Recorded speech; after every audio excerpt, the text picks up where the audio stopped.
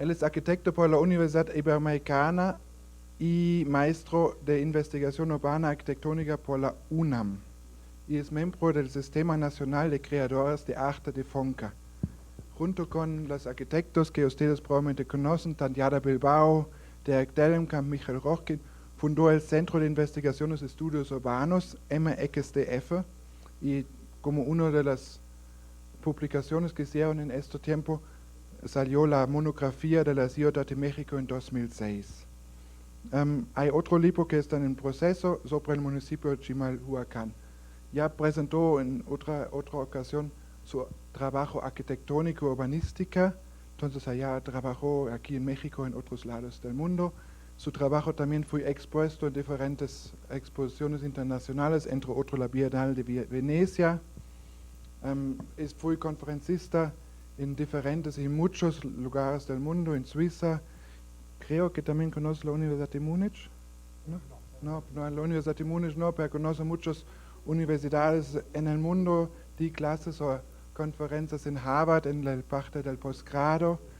De tal manera es un arquitecto reconocido y junto con Roxana Montiel obtuvo la beca de la Fundación Olsim.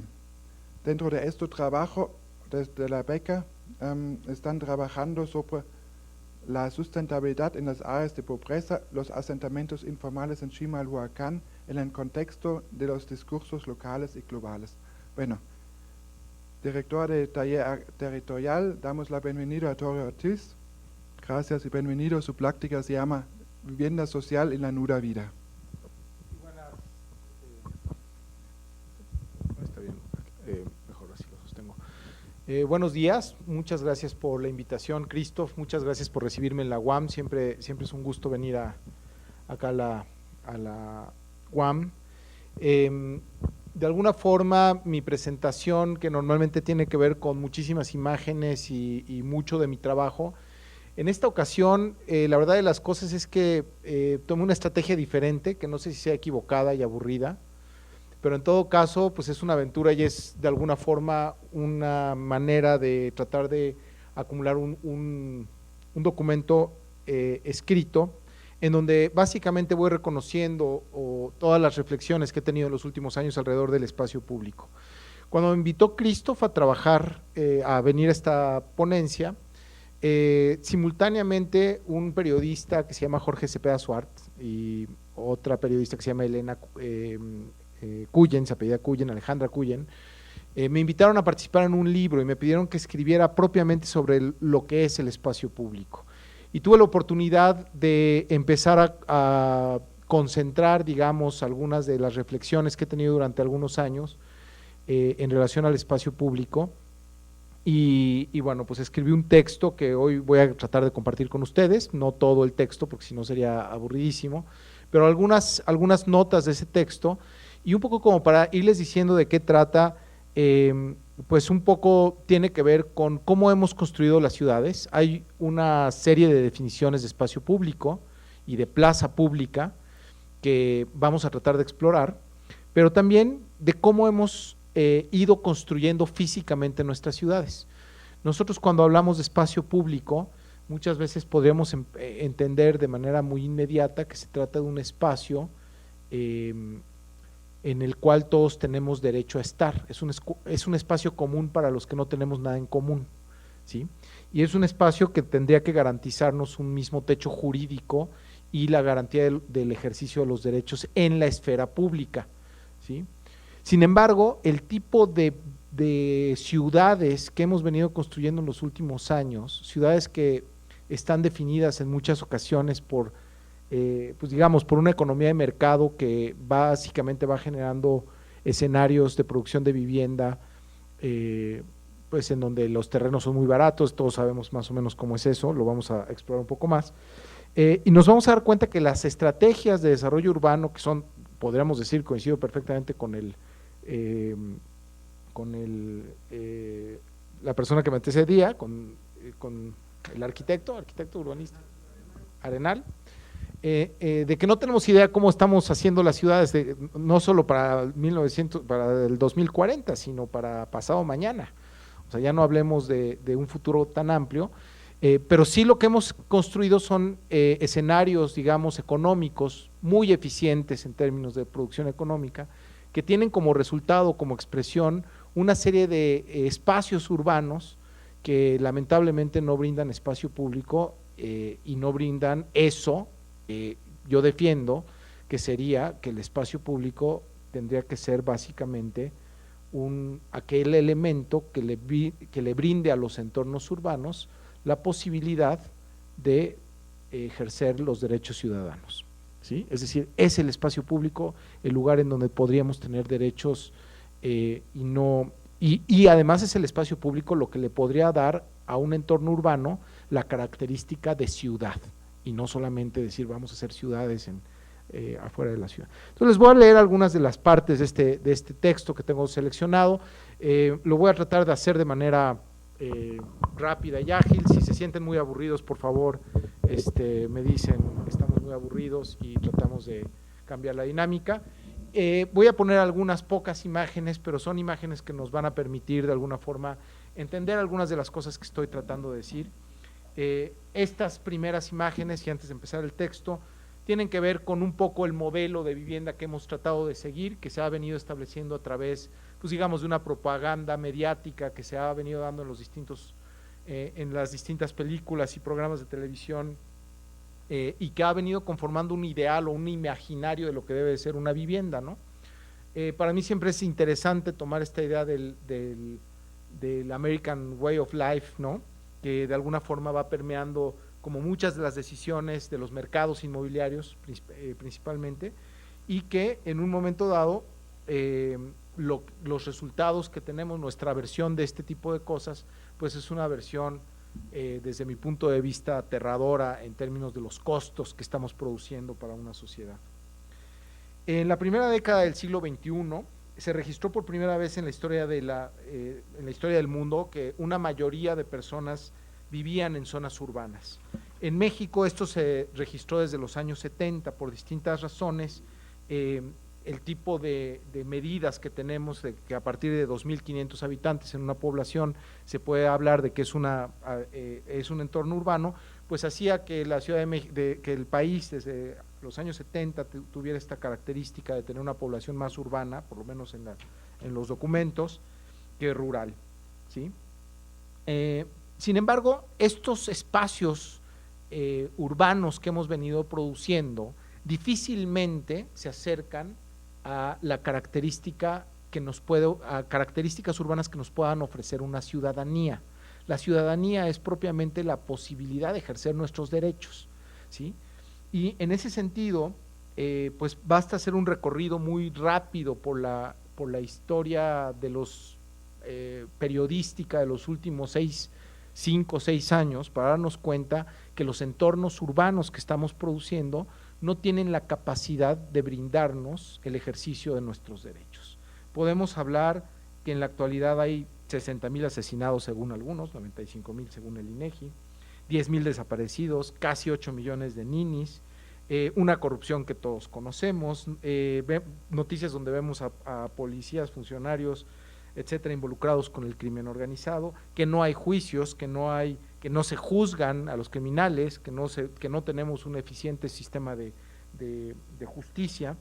Y bueno, pues esto como de manera muy elemental nos permite ver que es difícil hacer valer nuestros derechos en el país, no solamente en la Ciudad de México, que al ratito me voy a referir específicamente, pero en general en el país. En las ciudades el espacio público tiene un papel fundamental, no solo porque es el sitio de la interacción social por excelencia, sino porque esta interacción va creando un tejido social que permite la producción de identidades culturales.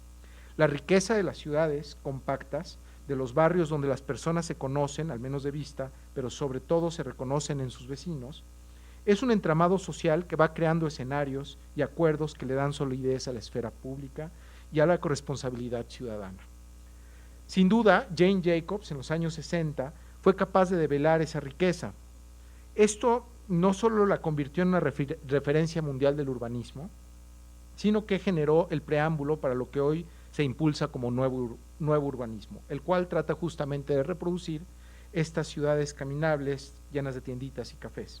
El espacio público es el articulador de todo esto, y solo mediante él es posible la autoestructuración y la autorregulación del tejido social. Y en este sentido, me quiero parar un segundo, el espacio público es el lugar en donde, precisamente porque estamos todos, podemos encontrar niveles de autorregulación en los comportamientos de una sociedad y en las relaciones que vamos estableciendo.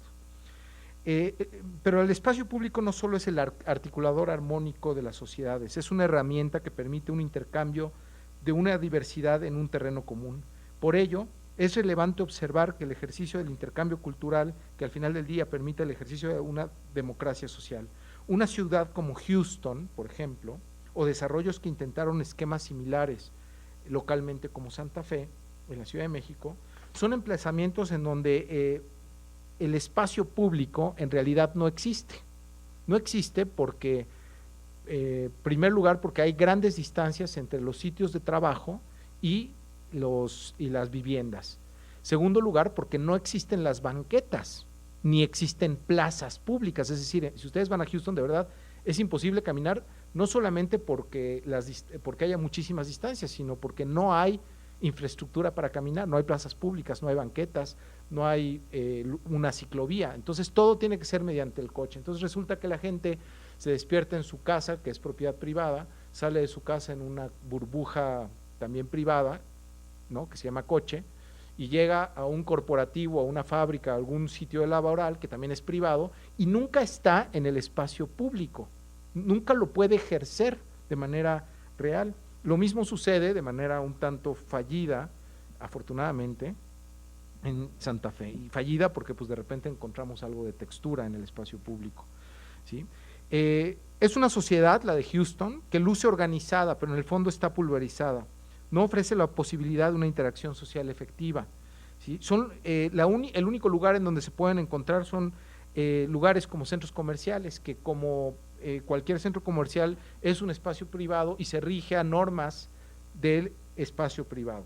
Así es que en un centro comercial en Houston o en México, ¿sí?, no pueden tomar fotos, no se pueden sentar en una banca a escribir, no pueden entrar en patines o en bicicleta, no está permitido gritar, bailar, digamos, no podemos pensar en encuentros políticos, en un lugar para la discusión de ideas. Está tan regulado que si ustedes hacen cualquiera de estas actividades en Houston o en México, va a aparecer un policía 30 segundos después y los va a tratar de sacar del centro comercial.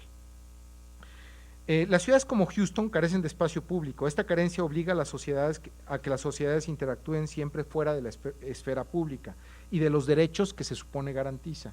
En otras palabras, y de manera metafórica, el famoso dicho mexicano, la ropa sucia se lava en casa. No es otra cosa que una referencia al cambio de reglas y paradigmas fuera del orden civil que lo público establece y que en privado se puede omitir, con todos los peligros que supone, por ejemplo, en ámbitos de discriminación, violencia racial, intrafamiliar, de género y de clase. Probablemente uno de los temas más discutidos en el urbanismo contemporáneo es el espacio público y el derecho a la ciudad. Su relevancia consiste en la necesidad de articular una esfera pública capaz de garantizar los derechos de todos los individuos, no para lograr consensos, y esto me quiero detener, sino precisamente para lo contrario, ¿sí?, para producir disensos en un espacio común de respeto. El espacio público no pretende que nos pongamos de acuerdo todos, sino que todos tengamos el mismo derecho a pensar diferente.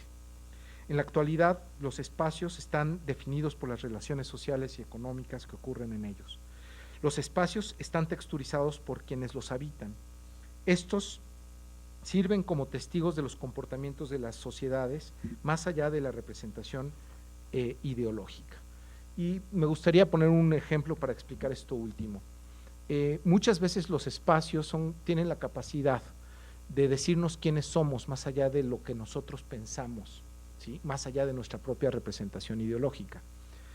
Por ejemplo, si nosotros vemos las casas en la Ciudad de México y en todo el país, de clase media alta, prácticamente todas las casas tienen un cuarto destinado a tener una persona que normalmente es mujer, que normalmente es pobre, que normalmente no tiene contratos laborales, no tiene seguro social, no tiene Infonavit, no tiene ningún tipo de derecho laboral, y sin embargo estos cuartos de servicio que están en estas casas son una exigencia del mercado. Entonces los cuartos de servicio de alguna forma nos permiten ver cuáles son las verdaderas intenciones y valores de una sociedad que puede decir que es totalmente lo contrario, que no discrimina, que no tiene estos procesos en donde se dibujan, digamos, las relaciones de clase, de género y de raza que establecemos como los mexicanos. Esto es una textura, nos permite ver cómo estos espacios ponen en evidencia quiénes somos. De la misma forma, los espacios públicos, si esto es en el espacio privado, el espacio público tiene el mismo potencial de, a través de lo que vemos en el espacio público, poder establecer una lectura de quiénes somos de manera crítica y más allá de lo que la representación ideológica que tenemos de nosotros mismos. Los espacios nos permiten de alguna forma vernos a nosotros mismos más allá de nuestra propia representación ideológica. Acababa yo de hablar del caso de los cuartos de servicio de las casas en la Ciudad de México, que más básicamente nos van retratando una sociedad, y lo mismo sucede con los espacios públicos. Podemos empezar a generar una serie de lecturas a través del espacio público con lo que vemos en él, y podríamos pensar que las texturas que le van dando forma al espacio público, pues las más evidentes podrían ser el comercio informal o podrían ser la ocupación por restaurantes de las banquetas o la exagerada seguridad privada en algunas calles o vehículos estacionados en las esquinas o en lugares prohibidos o la toma ilegal de banquetas para distintas actividades o privatización de las calles. Parece ser que lo que nos deja ver la ciudad es que nuestras intenciones y valores cotidianas están orientadas a poner el interés privado sobre el interés público. En esencia, el espacio público debería estar definido por ser un lugar común para todos, incluso para los que no tienen nada en común. Un lugar que permite la coexistencia de la diversidad bajo un mismo techo jurídico y legal, en donde el acceso al derecho a la ciudad está más allá de la condición racial, social, de género o de clase. No obstante, el hecho es que las propias texturas de nuestras relaciones son capaces de inhibir o promover la eficacia del espacio público más allá de su configuración física. El espacio público, es el sitio natural para el concierto político y su propia existencia depende de las permanentes negociaciones que sobre él se producen y es un ente dinámico que puede transformar su efectividad para ofrecer distintas calidades de ejercicio de los derechos civiles a partir de condiciones tan diversas que es imposible clasificarlas bajo un solo criterio. El espacio público se transforma, a partir de aspectos de seguridad pública, de la hora del día, del clima, de eventos sociales o deportivos, de coyunturas políticas o emergencias ambientales, de días de quincena, de fines de semana, el tráfico, la ineficiencia de infraestructuras, inundaciones, fugas de agua, interrupción de la energía eléctrica, los horarios de ingreso a las escuelas o a las oficinas y millones de otros aspectos que hacen que los espacios públicos estén siempre en conflicto y en conformación de los entornos urbanos. Son sin duda los espacios públicos los agentes de identidad, así como los receptáculos de todas las negociaciones, particularmente cuando éstas tienen la posibilidad de realizarse bajo las mismas reglas del juego y un mismo marco jurídico y legal. Entonces podemos llamar a los entornos urbanos ciudades, ¿sí? Es importante mencionar que el espacio público es justamente esto que mencionabas un segundo, es el espacio de las negociaciones, es el espacio donde podemos confrontar nuestras ideas y que el espacio público siempre va a transformarse a partir de condiciones que son muy, muy variables, ¿sí? En las ciudades más consolidadas, las negociaciones de los espacios públicos tienen un alto nivel de complejidad. Si ustedes se imaginan, por ejemplo, una ciudad como Nueva York, van a ver cómo la ciudad ofrece una esfera pública capaz de ofrecer a la sociedad una facilidad y una eficiencia muy clara en el ejercicio de los derechos, sin importar creencias, ideologías, razas o preferencias sexuales, ¿sí? Tiene, un alto grado de sofisticación estas negociaciones. Sin embargo, cuando llegan a ese alto grado de sofisticación, también se pueden convertir en una especie de anestesia, ¿sí? Los estilos de vida contemporáneo apuestan por la individualización de los sujetos y toman el lugar cultural de la producción del sentido, provocando en las personas una confusión entre subjetividad y cosificación. El espectáculo de la vida cotidiana obliga a las personas a asumir posturas y costumbres que implican un estilo de vida ligado al consumo. el nuevo urbanismo, o lo que yo llamo el capuchino lifestyle, son un ejemplo de esta confusión. Un espacio como la Colonia Condesa en la Ciudad de México, con camellones, bicicletas y cafés en cada esquina, son una cara amable y deseable para las sociedades, sin dejar de reconocer las ventajas que este sitio ofrece para los habitantes, las cuales se ven reflejadas en la calidad de vida que implica el uso del espacio público.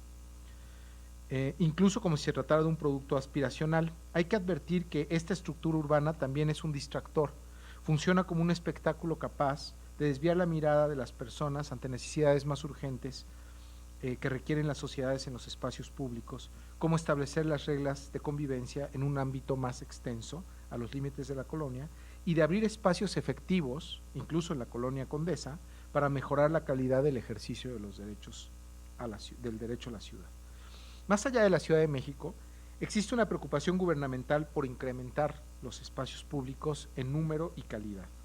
En el sexenio que termina, la Secretaría de Desarrollo Social implementó un exitoso programa llamado Rescate de Espacios Públicos. Probablemente ya hablaron de este programa en este foro, que consistió básicamente en un modelo de consulta popular con grupos marginados, identificados por municipio, el cual persigue poner prioridades en el espacio público y producir proyectos a la medida de las circunstancias y exigencias de la comunidad.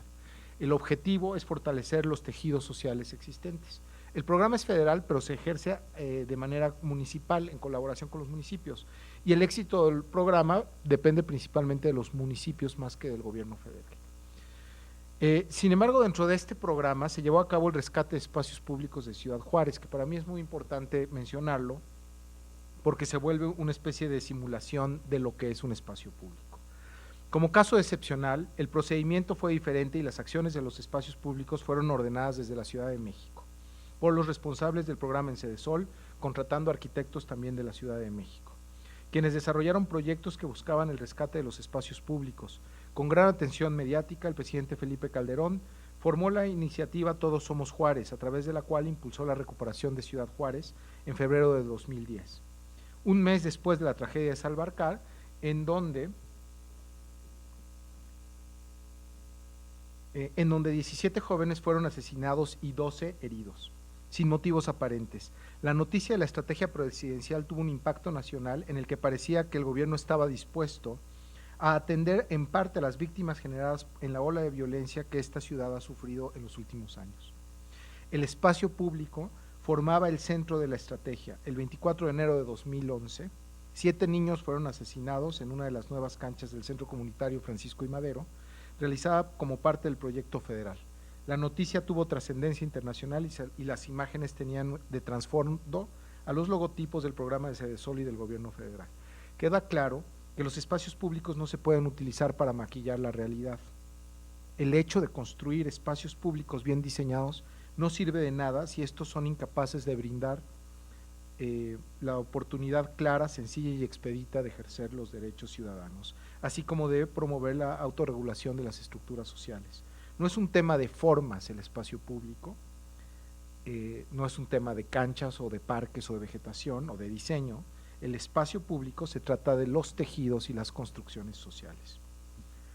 A diferencia del concepto del espacio público que persigue el nuevo urbanismo, en muchas ocasiones se fundamenta en procesos excluyentes como el que narré de la Condesa, y alejado de la producción del mismo como una máscara de la realidad, se pueden perseguir estrategias para incrementar la eficiencia de los espacios públicos, no para que la ciudad sea más bonita y caminable, sino para articular equipamientos efectivos y una presencia social e institucional que conforme una esfera pública sólida, que propicie ciudades con claridad de espacios públicos, pero sobre todo que brinde calidad de acceso a las instituciones burocráticas, a las instituciones de salud, de educación, de seguridad pública. Desde mi óptica, ahí está el principal sentido del espacio público, mucho más allá que bicicletas, cafés y restaurantes, debe de ser una garantía para llevar a cabo la vida cotidiana. Sin embargo, es una paradoja que el espacio público garantice por un lado la estabilidad de la vida cotidiana y por el otro lado sea un espacio definido por la negociación constante y la transformación permanente. Hay momentos coyunturales que activan a las negociaciones y producen transformaciones que pierden de vista la intensidad de la emergencia, pues a través del tiempo se van diluyendo en la cotidianidad. El ejemplo más claro podría ser los sismos de 85, que en un momento dado, después de la tragedia, pues se cae la ciudad y toda la ciudad de manera solidaria interrumpe todas sus funciones y articula en el espacio público una serie de acciones que tienen la finalidad de ayudar a los damnificados, así de simple y sencillo. Sin embargo, es tan poderosa en el transcurso del tiempo que cambia las reglas del juego y que cambia los balances de poder que existían entre el gobierno y las sociedades. Los sismos, a partir de los sismos, la sociedad se vuelve un interlocutor no solamente válido, sino necesario para los gobiernos, ¿sí?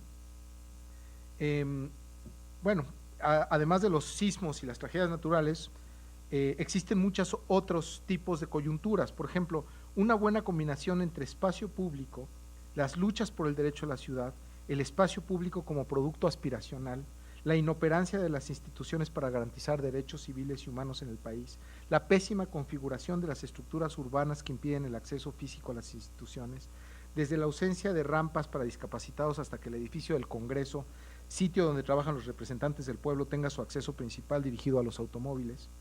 Asimismo, la coyuntura electoral del 2012, definida por el descaro de los medios de comunicación al armar un escenario mediático pagado por un candidato y un partido político que percibe a la sociedad como mansa, torpe y que mama telenovelas, fue el caldo de cultivo para que se generara una emancipación social estudiantil en los espacios públicos de la Ciudad de México y otras ciudades, así como en los escenarios virtuales de Twitter, YouTube y Facebook. El uso que los estudiantes dan al espacio público es directamente para la negociación política. Logran habilitar un ámbito de discusión en forma tan exitosa que cambiaron la agenda política de todos los candidatos. El espacio público, como en el caso de los sismos, ha sido el receptáculo de la emancipación en forma de protesta estudiantil, de la conformación de nuevos paradigmas políticos. El evento espontáneo del verano mexicano tuvo éxitos tangibles en poco tiempo y sin duda representa el primer contrapeso al retorno del PRI. El movimiento pone en evidencia que es posible cuestionar a los poderes dominantes, retarlos, mostrar sus diferencias, siempre bajo el ámbito de la esfera pública.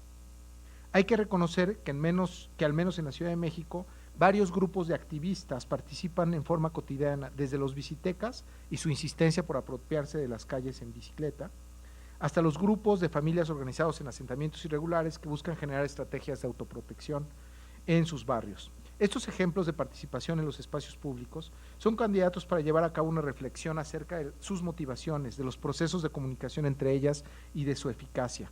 A nivel nacional, me parece fundamental por sus condiciones el Movimiento por la Paz, la Justicia y la Dignidad encabezado por Javier Sicilia, que ya sin meterme tanto en el tema, podríamos decir que es un espacio que es un movimiento que utiliza los espacios públicos francamente como lugar de negociación política, pero en su negociación política ha venido dejando en evidencia que de facto hay una cancelación del Estado de Derecho, porque no se pueden garantizar los derechos para la gran mayoría de la ciudadanía. ¿Sí? Y además ha producido una respuesta pues bastante lamentable por parte del gobierno federal, que es crear este monumento memorial en el campo militar Marte, rodeado de avenidas de alta velocidad en la Ciudad de México, en el Periférico y Reforma, el cual funciona como simulacro de la sensibilidad de las víctimas, ya que no permite ni amplía el ejercicio de los derechos en los espacios públicos del país, tampoco logra significar la violencia debido a estar bajo la custodia del ejército, y es un lugar inaccesible para la gran mayoría de la población. Por el contrario, muestra otra vez un desprecio oficial por las víctimas, quienes reiteradamente han pedido significar la violencia en espacios públicos de sus ciudades, ¿sí? y además de pasadita que metan al ejército a los cuarteles, cosa que justamente hicieron lo contrario, metieron el memorial al cuartel y dejaron al ejército en las calles. Sin embargo, el espacio público también, como decía, tiene una suerte de producción, es decir, se tiene que construir. Y las políticas que hemos establecido para la producción urbana en el país son políticas que a todas luces arrojan baja calidad de espacio público y por lo tanto la imposibilidad de generar entornos, esto era la imagen del sismo, entornos urbanos propicios para el ejercicio de los derechos civiles y de los derechos humanos. Aquí pueden ver un mapa de la Ciudad de México, el Distrito Federal, el área conurbada de la Ciudad de México, ¿sí? Y cuando pasamos este mapa, lo que vamos a ver es dónde está localizado el empleo, dónde está localizada la vivienda nueva. Las manchas grises son el empleo industrial. Las manchas moradas, que apenas se alcanzan a ver como moradas, son el empleo corporativo. Estos son los dos grandes atractores de empleo formal en el país, en la ciudad. También podríamos hablar de un empleo burocrático que se concentra también en la zona central de la ciudad. Sin embargo, toda la vivienda que estamos construyendo, la estamos construyendo en las manchas amarillas, que es la vivienda nueva, ¿sí? De alguna forma podemos ver que tenemos una especie de comportamiento esquizofrénico, ¿no? Mientras concentramos el empleo, dispersamos la vivienda alrededor de todo el territorio. Esto evidentemente nos explican cosas como el tráfico, desde luego, esto es otra igual, de dónde a dónde se mueve la gente, pero también por otro lado nos explica cómo prácticamente una gran cantidad de personas que viven en la Ciudad de México están condenadas a estar siempre dentro de infraestructuras, dentro de un transcurso que no se hace para nada agradable en términos de espacio público.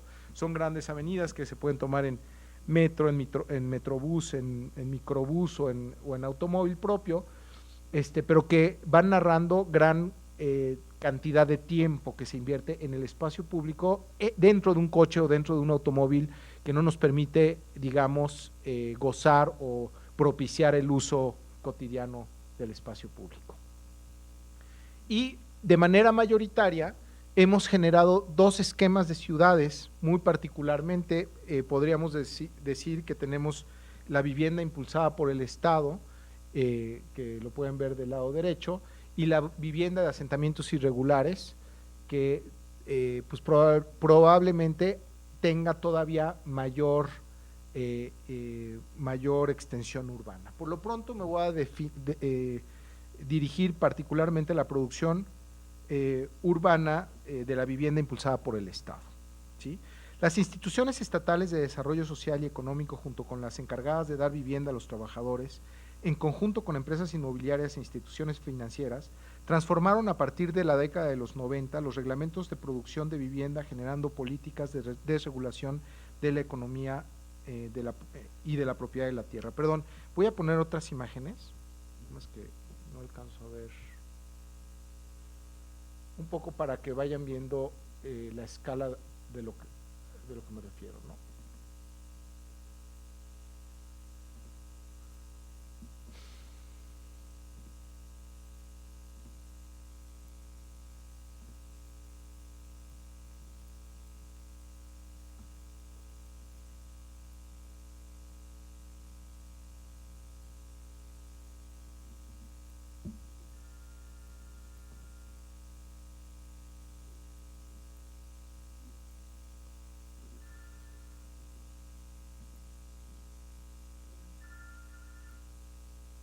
Las voy a dejar correr, nada más les digo, lo que van a ver hoy es la Ciudad de México la Ciudad de México formal, construida en los últimos 15 años, ¿sí? No hay una sola foto que se repita, procuro no, en toda la zona central de las fotografías, que no se repita ni una sola casa, en todas las fotografías que van a ver. Ahora sí, las instituciones estatales de desarrollo social y económico, junto con las encargadas de dar vivienda a los trabajadores, en conjunto con las empresas inmobiliarias e instituciones financieras, transformaron a partir de la década de los 90 los reglamentos de producción de vivienda, generando políticas de desregulación económica y de la propiedad de la tierra. Con ello lograron una exitosa mezcla económica a corto plazo, en la que empresas inmobiliarias pueden adquirir terrenos rústicos muy económicos y muy mal localizados, transformar el uso de suelo agrícola por un uso urbano, normalmente mediante procedimientos poco claros o corruptos, y desarrollar grandes fraccionamientos. En estos predios, alejados de los entornos urbanos y de las áreas de empleo, las empresas desarrolladoras construyen miles de pequeñas casas individuales idénticas, en fraccionamientos cerrados, en donde no hay otro uso de suelo, más allá de alguna escuela que se tiene que construir obligatoriamente.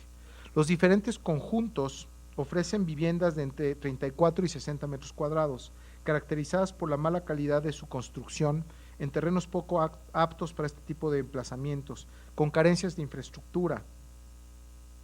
En estos conjuntos el espacio público es considerado principalmente como zonas de circulación vehicular. Al no haber otros usos de suelo, los habitantes no tienen destino al interior del conjunto. No se consideran en los proyectos tiendas, talleres, oficinas, restaurantes, bares o nada que les pueda brindar una esfera pública. ¿Sí? Complementariamente, los nuevos acuerdos de producción de vivienda lograron establecer servicios financieros dirigidos a una sociedad de clase media empobrecida a la que ofrecen créditos inmobiliarios con tasas de interés de entre 14 y 17% en condiciones profundamente desfavorables para los consumidores. La casa se puede caer, pero ellos tienen que pagar. Además, los créditos van acompañados de otros servicios financieros como seguro de desempleo, seguro de vida, comisión por apertura de crédito diferida, etcétera. No están incluidos en la tasa, pero son obligatorios e incrementan al menos 2 puntos porcentuales la tasa de interés anual. Las condiciones son tan adversas que 25% de las viviendas financiadas por el Infonavit y 15% de las viviendas financiadas por las OFOLES están abandonadas. A muchos consumidores les conviene más irse que mantener su propiedad, ingresar al buró de crédito y perder las prestaciones para la vivienda a las que tienen por ley, pero los que se quedan firman convenios en donde, entre otras cosas, quedan obligados al pago más allá de la calidad de la vivienda. Además, la lejanía que hay entre los fraccionamientos y los servicios públicos e instituciones impide el ejercicio pleno y expedito de sus derechos, de acceso a la justicia, a servicios de salud y en ocasiones a la educación, particularmente para los jóvenes que corresponde estudiar educación media y superior. Al ser conjuntos cerrados principalmente, se promueve la toma del espacio público por parte de los vecinos. Esta privatización sobre las áreas supuestamente comunes generan ámbitos profundamente violentos, en donde se rompen paradigmas de la esfera pública y digamos que la ropa sucia que se lava en casa, de manera colectiva, los propios vecinos hacen acuerdos dentro de la calle privada, saliendo de toda regulación y de las ventajas que debe de ofrecer el espacio público. Además, muchos de los delitos que en estos espacios se producen son realizados por los propios habitantes. El violador o el ladrón resultan ser algún vecino. Hay un dato revelador proveniente del INEGI que señala que el sector socioeconómico que ejerce mayor violencia intrafamiliar es precisamente el que está compuesto por aquellas familias que ganan entre 3 y 5 salarios mínimos. 40% de los casos de este tipo de violencia registrados en el país surgen de dicho estrato. Justo el sector de población al que CONAVI otorga créditos para la vivienda nueva a través de sus programas. Las áreas de esparcimiento y oferta cultural de las ciudades resulta muy cara para los habitantes de estos fraccionamientos debido al costo de movilidad, el acceso a la cultura y el esparcimiento es muy limitado. Los costos relativos a la localización de la vivienda con relación a las zonas de empleo hace que una tercera parte del ingreso familiar se destine a la movilidad solo del jefe de familia. Estos conjuntos, que como dicen quienes están encargados de las políticas de vivienda, tienen una gran demanda, ponen en evidencia la carencia de otras opciones, pero también a un sistema de producción financiera que opera sobre las sociedades, que define el crecimiento urbano y que concibe a los individuos como un engranaje más de la economía. Estos conjuntos de viviendas son una expresión de los modos de producción presentes. El libre mercado permite que los desarrolladores de vivienda adquieran terrenos muy baratos en cualquier localización y construyan con muy poca inversión viviendas de mala calidad que venden a un precio que se ajusta a la capacidad de pago diferido de los consumidores, dejando en segundo término la tasa de interés. Por otro lado, los consumidores de vivienda solo tienen opciones crediticias que son muy ventajosas para las instituciones financieras. El sistema lo que produce y vende son créditos, la gente compra casas. En realidad se trata de un sistema de relaciones, desde mi punto de vista profundamente violento, establecidas por el Estado y dirigidas a una sociedad que si bien no pierde sus derechos de manera real, tampoco los puede ejercer. Su calidad de vida y el acceso a los derechos de la población que habita estos conjuntos son sacrificados a fin de mantener una estabilidad económica y un negocio que a todas luces ha sido muy buena estrategia en términos económicos. En los últimos 10 años se produjeron 10.904.000 viviendas. Solo en el sexenio que termina se construyeron 6.413.000 viviendas y se otorgaron casi 8 millones de créditos para la vivienda. Por lo general, estos grandes financiamientos no cumplen con los principios básicos de la Carta Internacional del Derecho a la Ciudad. Los fraccionamientos nuevos no son capaces de ofrecer condiciones equitativas de acceso al empleo, no garantizan la seguridad pública ni el acceso a la salud, no resuelven la movilidad de los habitantes, tampoco logran espacios de participación política, no ofrecen acceso a la cultura ni a la justicia. En otras palabras, y recordando la descripción que hacía hace rato de Houston, me atrevo a decir que la estrategia de construcción de vivienda del gobierno federal cancela de facto el Estado de Derecho. La producción del entramado urbano producido en los últimos 25 años no ha tenido la capacidad de ofrecer de manera generalizada el derecho a la ciudad en el país. En realidad, hemos construido millones de hectáreas de nuevos entornos urbanos que carecen de características físicas para poder poner en práctica el Estado de Derecho. Pero esto no inhibe la capacidad de imaginación de las sociedades que han encontrado rutas para activar en distinto grado los espacios públicos. Tal vez el estatuto privilegiado que se encuentra el estatuto privilegiado en el que se encuentra el Distrito Federal, cuyos gobernantes han tenido que abrir espacios ante las exigencias sociales para que los individuos gocen mayoritariamente del derecho de la ciudad, si bien han instituido organismos como la Autoridad del Espacio Público que han logrado transformar la imagen de algunas partes de la ciudad central, en realidad solo es una expresión consecuente a las demandas sociales que han logrado consolidarse en políticas públicas a través del trabajo legislativo.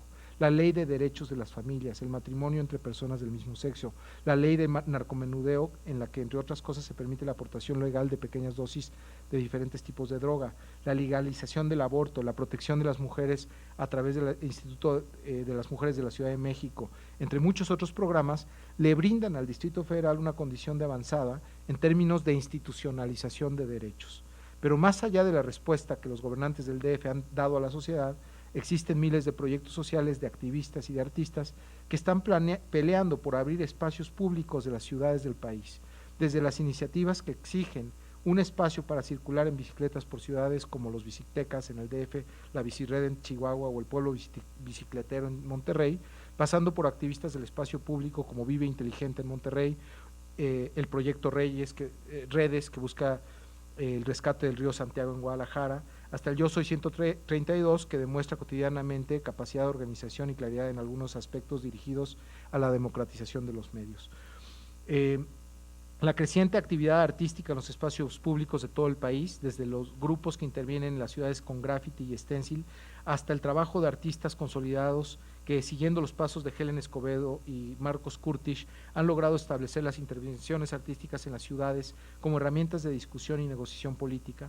Artistas como Lorena Wolfer, Carlos Aguirre, María Los, Tercero un Quinto, el Dispositivo Móvil de Arte Contemporáneo, Tomás Ruiz y María Hacha, entre otros, son un ejemplo que han inspirado a un sinnúmero de jóvenes a trabajar en las calles y han promovido la existencia de foros, encuentros y festivales de arte en espacios públicos en todo el país.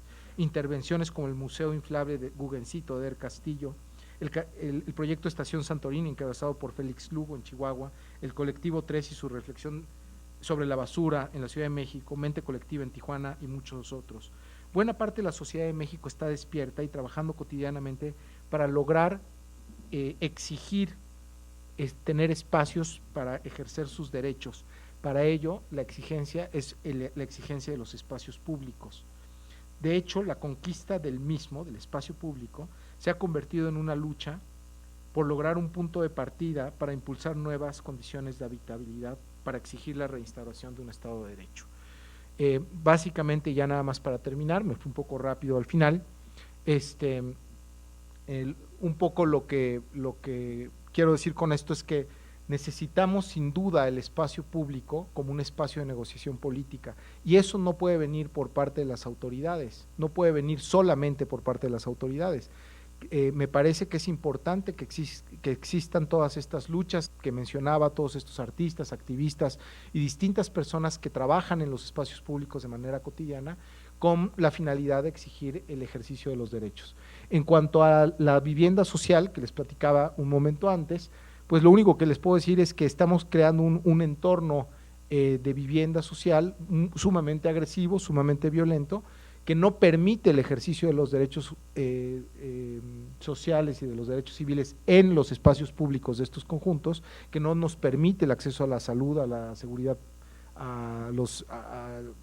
digamos, a la educación en muchos casos, y a muchos otros servicios burocráticos que tendríamos que tener derechos, y que esta es una política de Estado. Cuando ven todas estas fotografías o oyen del número de viviendas que se construyeron, pues claramente queda establecido que hay una política de Estado que no está produciendo espacio público y por lo tanto no está produciendo escenarios en donde se puedan establecer negociaciones políticas y exigencias por los derechos civiles y sociales, ¿no? Y bueno, pues básicamente esa es mi ponencia. Si tienen alguna pregunta, adelante. Muchas gracias.